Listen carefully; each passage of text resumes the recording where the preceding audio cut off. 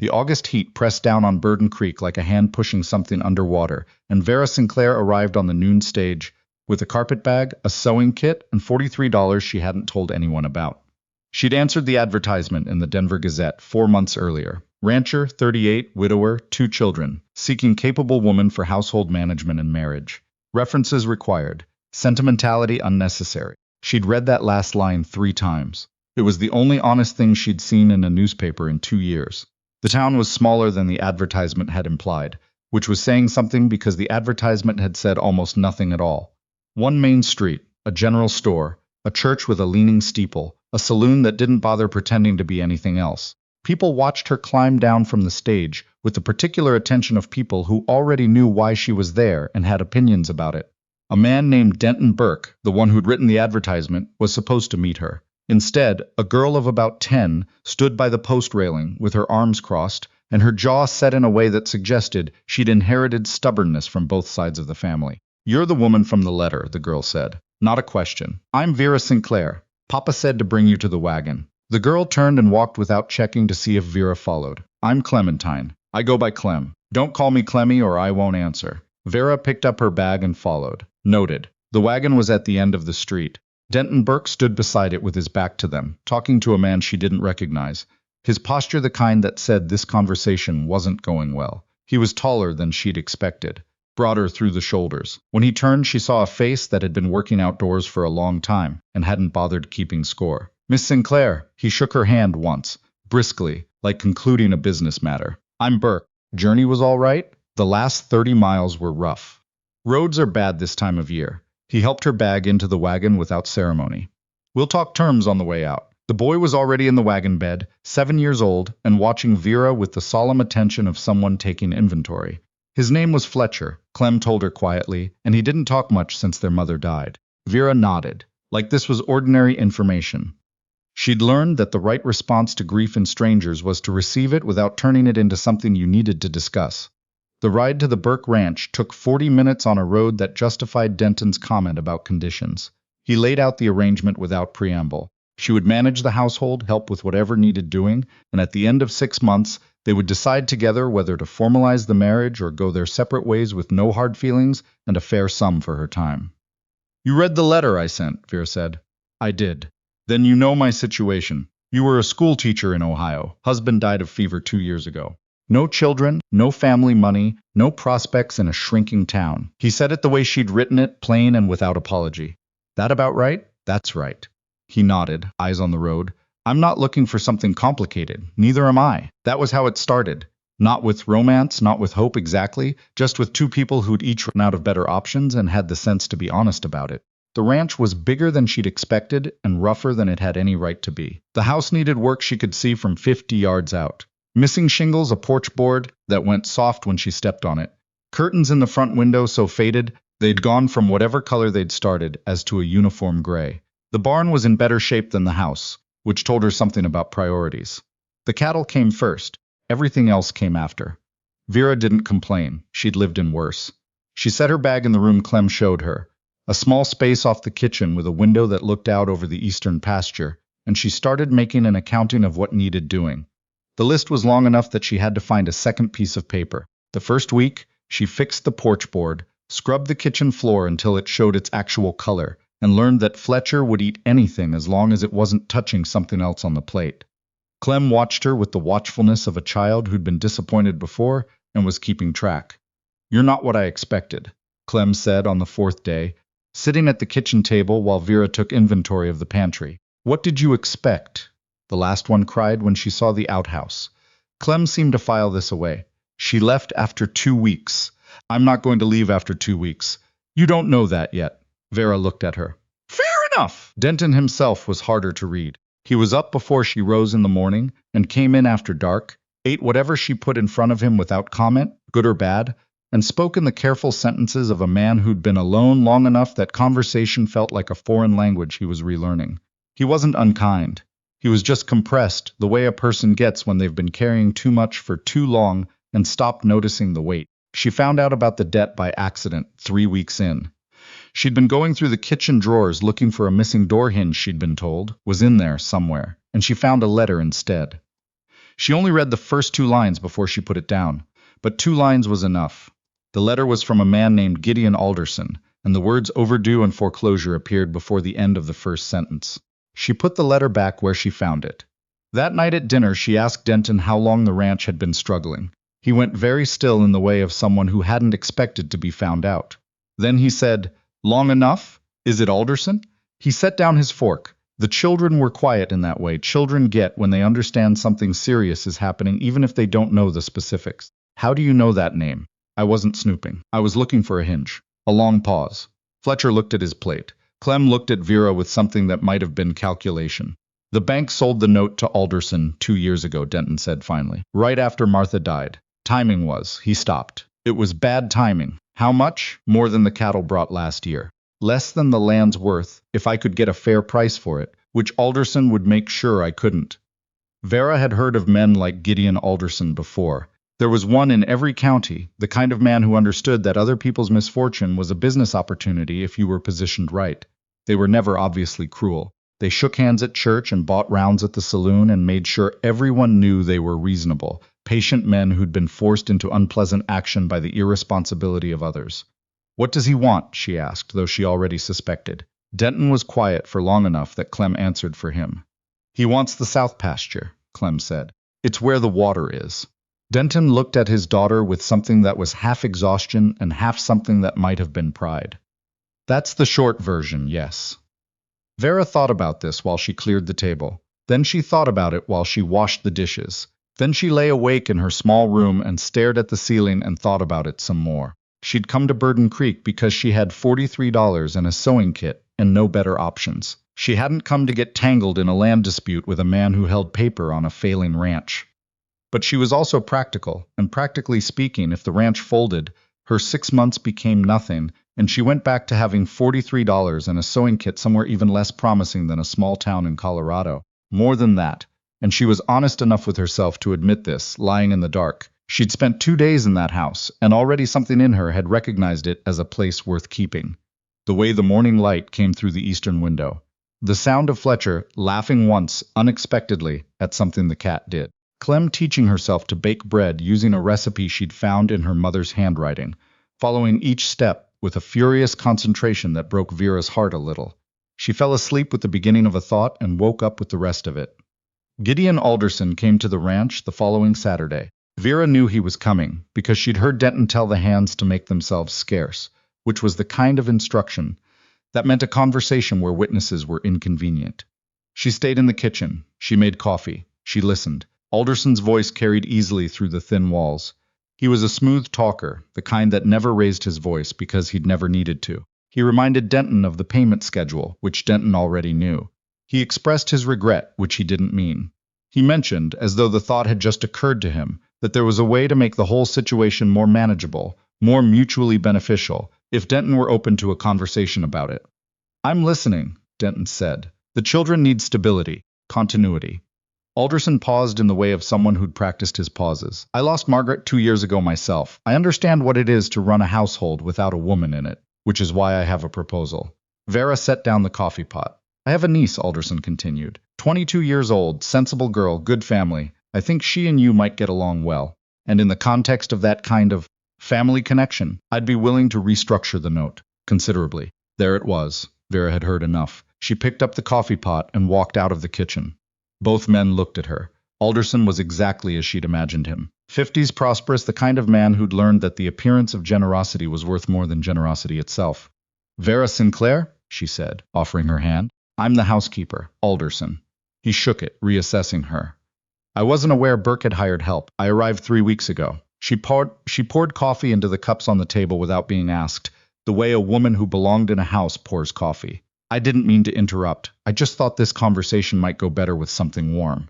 She went back to the kitchen. That evening, after Alderson left, Denton came in and sat down at the kitchen table without being invited. He sat there for a while without saying anything. "You heard," he said finally. "I heard. He'll foreclose if I don't consider his proposal." "He might foreclose anyway." Denton looked at her. "You're not wrong. His niece would have the same problem I walked into," Vera said. "Except she'd be bound to him through family, which means he'd have 2 levers instead of 1. Denton turned his coffee cup in his hands. He had hands that had been working hard for a long time, scarred in the small ways of ranch work, rope burns and fence wire, and the thousand small injuries that a person stopped noticing after a while. "I need to tell you something," he said, "that I probably should have told you before you came. Tell me." The 6 months wasn't just about giving us time to know each other. He set down the cup. "The bank will hold off on the Alderson note if there's a marriage recorded. Some clause in the original arrangement about the property being jointly held.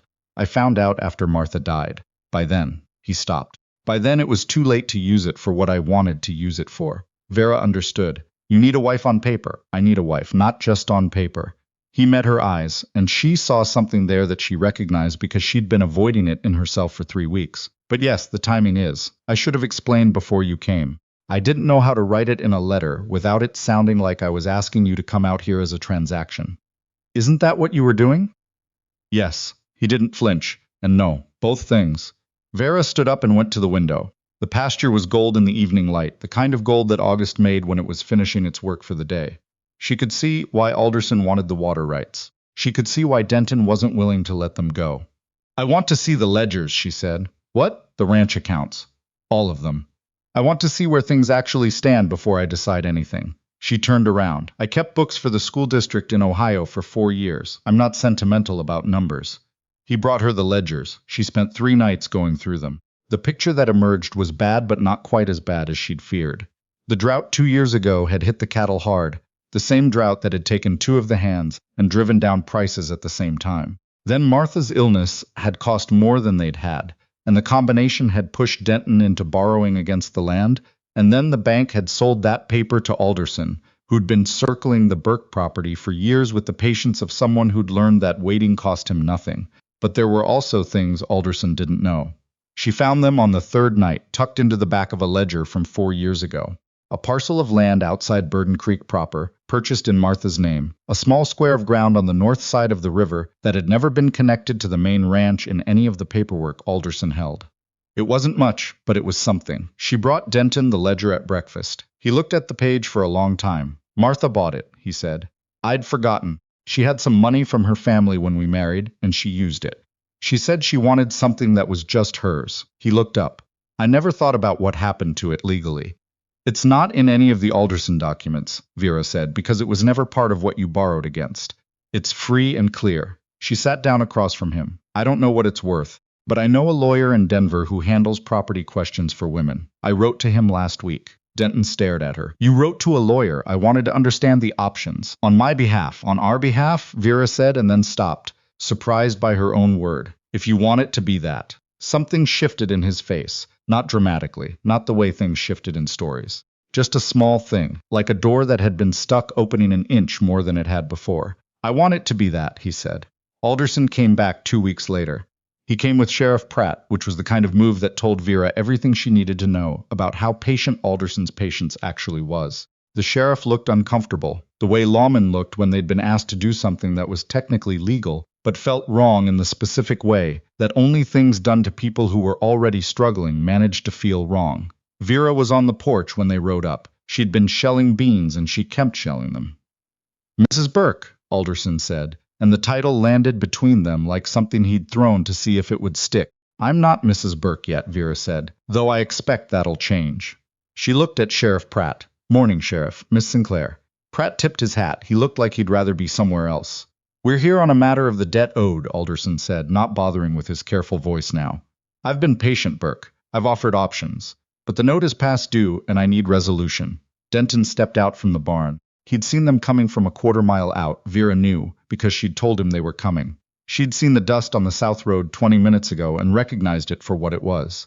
"I have a resolution for you," Denton said. "I'm listening. The debt as held is valid. I'm not disputing it." Denton's voice was steady in a way that cost him, Vera could tell. "But you'll find if you check the county records that there's a parcel north of the river registered to this property that predates the note you hold. Land that was not included in the collateral. Land that is, according to my lawyer," he paused. "Our lawyer, jointly owned by the enterprise." Alderson's expression shifted. "Just slightly, just enough." "Martha Burke's parcel," Vera said, setting down the beans and standing up. "We had it assessed. It sits on an aquifer. Not the same one as your South Pasture interest, Mr. Alderson, but a connected system." She came down the porch steps. which means your development plans for the South Pasture, the ones you've had drawn up with the surveyor in Pueblo, the ones Sheriff Pratt probably doesn't know about, would need our cooperation to be viable. Pratt looked at Alderson. Alderson looked at Vera. You've been busy, he said. I keep good books, she said. What happened next wasn't clean or quick. Nothing worth having ever was. There were lawyers and counter-arguments and 2 trips to the county seat, and one very long afternoon, where Vera sat in a law office in Denver and explained the land parcel situation to a judge who looked like he'd heard everything and was skeptical about this specifically. She explained it again. She brought the ledgers. She brought the original deed Martha had filed, found in a box under the bed in the room where Denton kept things he couldn't bring himself to sort through. The judge ruled that the parcel was jointly held, and that any action on the primary note required a settlement agreement that acknowledged the connected water rights. Alderson settled. He didn't want to, and the number he settled for made him tight around the mouth for the entire signing. But he did it because the alternative was a fight that would cost more than the South Pasture was worth to him and expose arrangements he'd made with the Pueblo surveyors that wouldn't survive a close look. On the ride back from Denver, Denton sat beside her in the wagon and didn't say anything for the first 30 miles. Then he said, You went to Denver twice without telling me. I told you I had matters to see to. I thought you meant household matters. These were household matters. She kept her eyes on the road. Your household. Another long silence. The country out here in the late afternoon had a particular quality that she'd been noticing since she arrived. The way the light flattened everything, and then, at the last moment before sunset, made it somehow more itself than it had been all day. I need to ask you something, Denton said.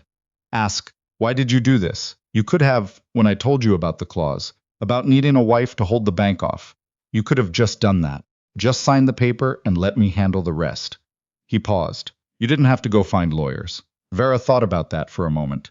Because if we're going to do this, she said, then we're going to do it properly. Not just paperwork. Not just because it's useful. She finally looked at him. I've done things because they were useful. I married a man who was kind but not very alive, and we were useful to each other for 6 years. And then he died, and I realized I had nothing that was actually mine. Not a home, not work that mattered.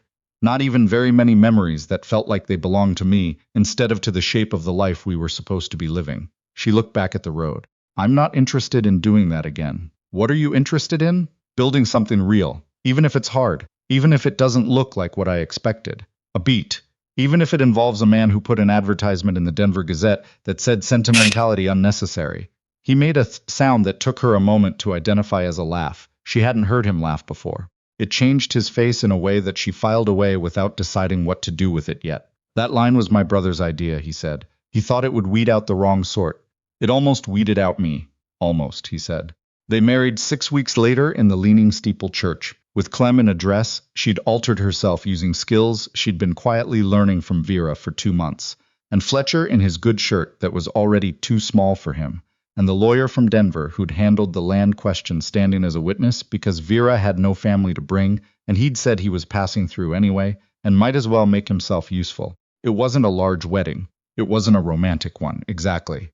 But when the judge asked Denton if he took this woman, he said I do in a voice that didn't leave any room for doubt. And when he looked at Vera, it was the same look he'd given the South Pasture the afternoon she'd first seen him survey it. The look of a man who understood what something was worth and intended to keep it. The winter that followed was hard in the way Colorado winters were hard, which was to say it required constant work and didn't apologize for the difficulty. They lost 2 cattle in January to a cold snap that came in 3 days before the almanac had predicted. The south fence needed rebuilding after a tree came down in February. March brought mud, and then more mud, and then a late snow on top of the mud that made everything miserable for 2 weeks straight. Vera kept the books and kept the house, and taught Clem how to manage accounts using the ledger system she'd developed in Ohio, which was simpler than what Denton had been using, and harder to misread. She taught Fletcher to read by the stove on winter evenings, using a primer she'd brought in her carpet bag, and discovered that he had a particular gift for numbers that reminded her of herself at that age. Before she'd been told that girls didn't need to be good at numbers. She wrote to her lawyer contact in Denver, occasionally about property law and women's land rights, questions she was accumulating as she understood better how the system worked and where its gaps were. He wrote back with answers, and once with a question of his own, asking if she'd ever considered that she might be useful to other women in similar situations. She wrote back that she was considering it. Alderson didn't disappear, because men like Alderson never disappeared. He remained in Burden Creek, prosperous, careful, maintaining the image of a reasonable man who'd been involved in an unfortunate legal dispute that had resolved itself through the proper channels. He nodded to Denton at the feed store and tipped his hat to Vera on the main street and pretended that none of it had ever been personal. Vera nodded back and was polite because she was not interested in enemies. She was interested in the future, which was a different thing. The spring brought Green back to the pasture and 2 new calves, and a letter from the lawyer in Denver, saying that there was a widow in Gunnison who needed help understanding her late husband's debts and whether they were truly hers to pay. Vera wrote back saying she'd be happy to look at the paperwork. Denton found her at the kitchen table one evening, with a stack of correspondence she'd been organizing, letters and documents, and the careful notes she'd started keeping about property questions and legal clauses, and the particular ways the law created problems for women who'd had the misfortune of marrying men who left behind complicated estates. He sat down across from her and looked at the papers for a while. "What is all this?" he asked. "Work," she said, "not the ranch kind." She explained about the widow in Gunnison and the lawyer and the accumulating questions she'd been fielding since word had gotten around about what she'd done with Martha's parcel. He listened. He was a good listener, she'd discovered. He just didn't make a lot of noise about it. "You're going to build something out of this," he said when she finished. "I'm thinking about it." "Good." He poured himself coffee from the pot she'd kept warm. "Clem will want to be involved. She's been asking about the law since the Alderson business. I didn't know how to encourage it without..." "Without what?" "Without her thinking she needed to leave here to do it." He looked at his cup. "She's like her mother. Always wanted more than the county could hold. Martha would have gone somewhere. Done something. She just ran out of time." Vera was quiet for a moment. This was the most she'd ever heard him say about Martha.